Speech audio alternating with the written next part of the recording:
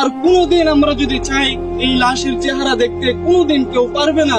এজন্য আপনাদেরকে বলে যাই, আমাদের দাদা ছিল, আজকে আমাদের দাদা দুনিয়াতে নাই। আমাদের নানা ছিল, আজকে দুনিয়াতে আমার নানা নাই। অনেকের বাবা দুনিয়ার জমিনে ছিল, আজকে আমাদের বাবা অনেকের হারায় গেছে।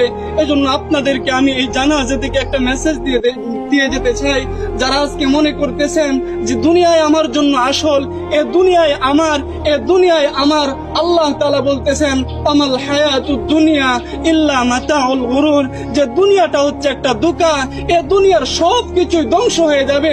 আমাল হায়াতুদ দুনিয়া ইল্লা মাতাউল গুরুর, যে দুনিয়াটা ধোঁকা। আজকে তোমার স্ত্রী, সন্তান, আত্মীয় স্বজন এরা সবাই ধোঁকা। এজন্য মুহতারাম হাজরিন, দুনিয়ার মুখ থেকে আজকে আমরা আমাদের চেহারা, আমাদের দিল, আমাদের কলব আজকে আমরা আল্লাহর দিকে ফিরাইয়া দেই। যে জিন্দেগিতে যত গুনাহ করছি, আজকে এই জানাজা থেকে আমরা প্রতিজ্ঞা করতে চাই আর গুনাহ করব না। যেই কবরে আমাকে যেতে হবে, সেই কবরে আমাকে একা থাকতে হবে, আর গুনাহ করব না। এই প্রতিজ্ঞা করে যদি আমরা এই জানাজা থেকে যেতে পারি, ইনশাআল্লাহ এই জানাজা আমাদের জন্য সফলতা বয়ে আনবে। সুবহানাল্লাহ। কথা আর লম্বা করার কোনো প্রয়োজন নেই। অনেকেই আত্মীয় স্বজন আছে, তারা কথা বলবেন। এই জানাজাই হচ্ছে আমাদের জন্য সবচাইতে বড় সবক, কথা ঠিক না?